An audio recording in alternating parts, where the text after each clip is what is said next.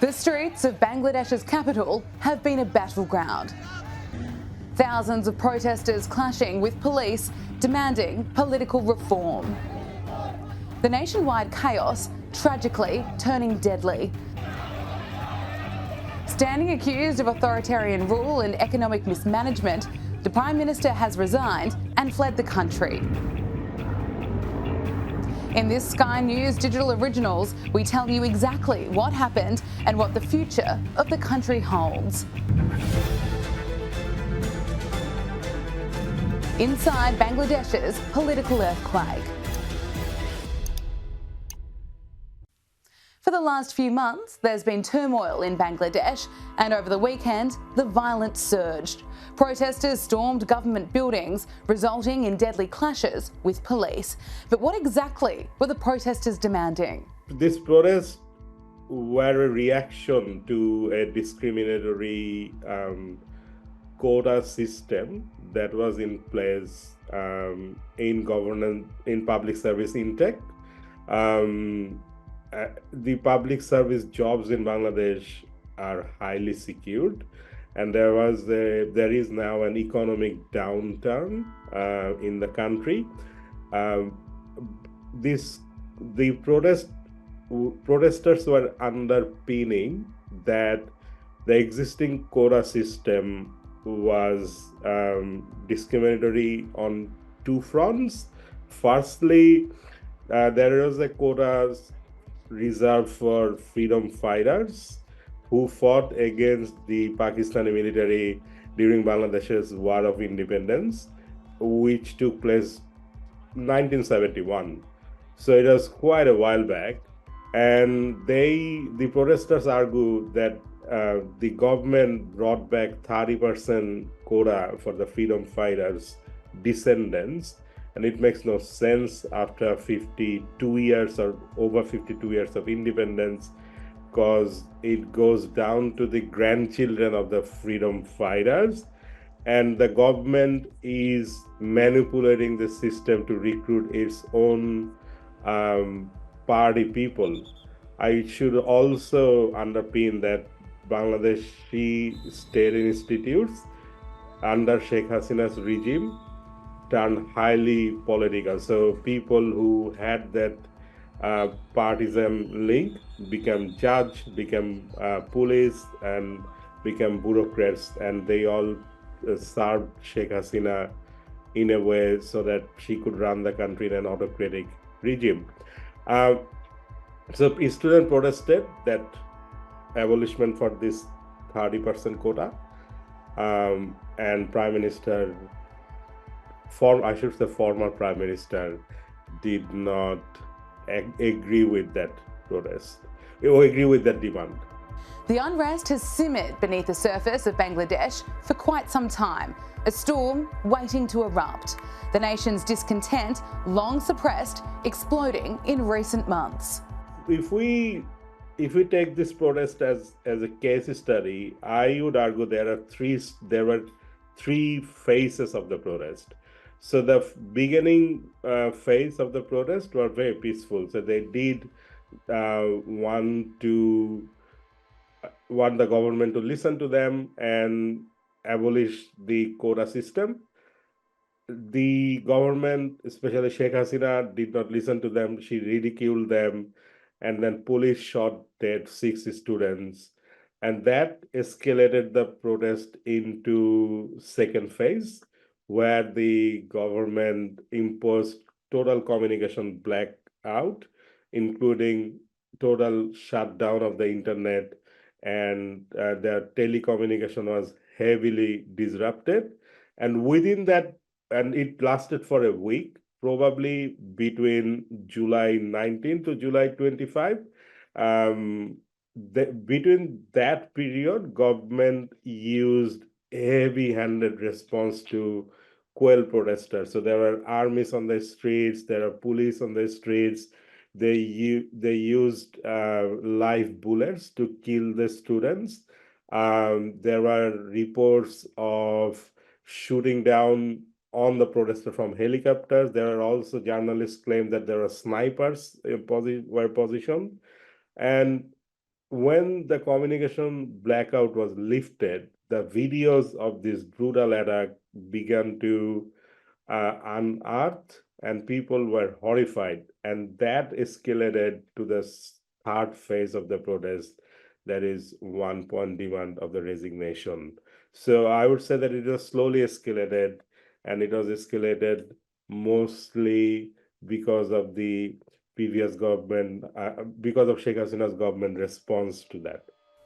Under mounting pressure, Prime Minister Sheikh Hasina fled the country in a dramatic resignation. Her hasty departure marked a stunning turn in the nation's turmoil. The Honourable Prime Minister of Bangladesh has resigned from her post, and we will form an interim government for now to run the country. I had invited the leaders from all political parties and we had a discussion. We have decided to form an interim government.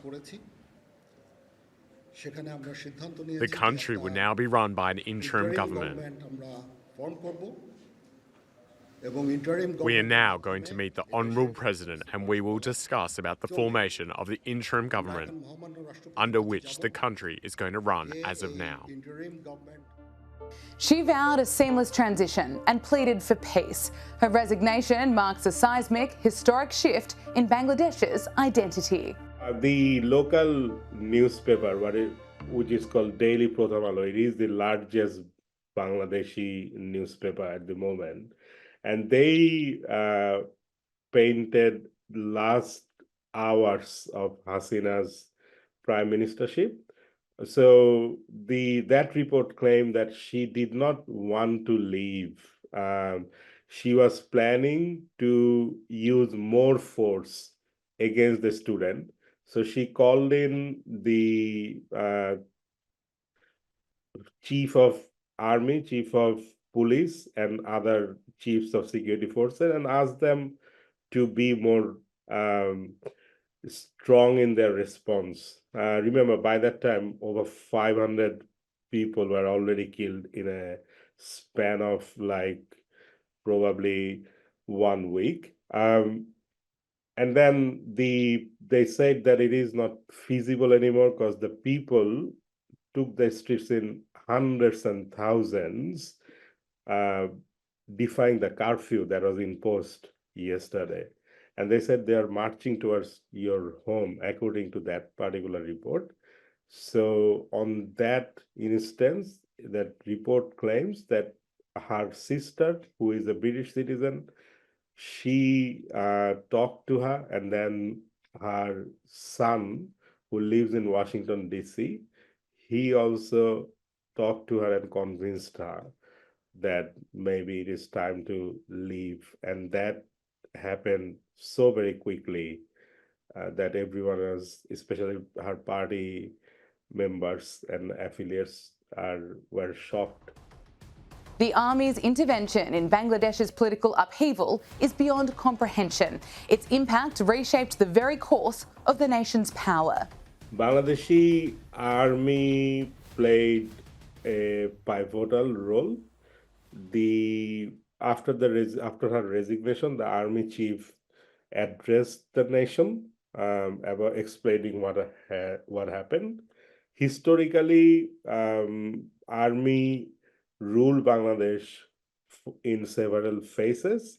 So Sheikh Hasina's father, Sheikh Mujibur Rahman, who was the first prime minister and president of Bangladesh, were brutally killed alongside of their over 15 family members by a military coup. And that reinstalled another military government under a military general called Ziaur Rahman, who floated the Bangladesh Nationalist Party, which is the arch rival of Bangladesh Awami League. He was also killed in another military coup. And then the country was ruled by a military ruler called Ershad for 9 years from in the 1980s. And then Bangladesh had some sort of procedural democracy, elections, and people were able to vote their leaders.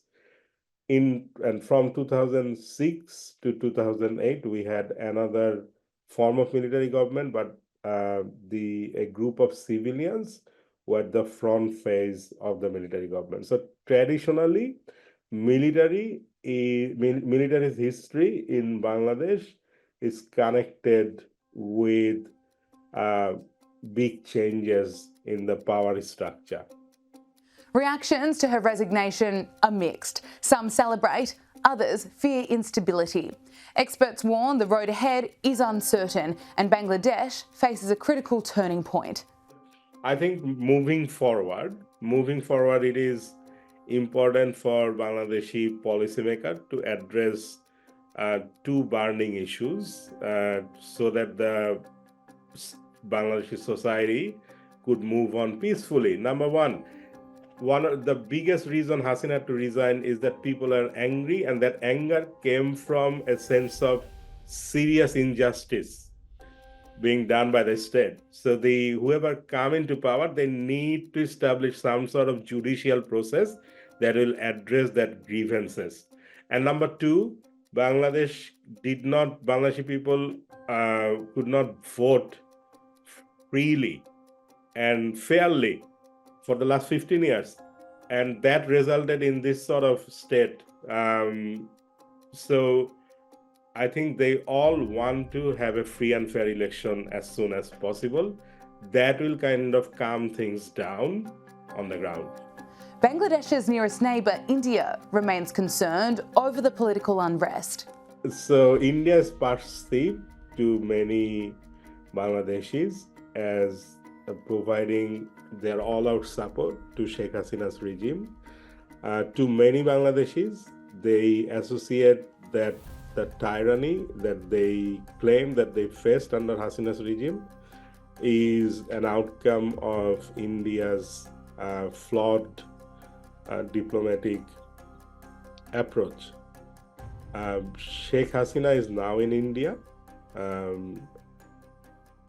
It really depends on how in the relationship between India and Bangladesh will evolve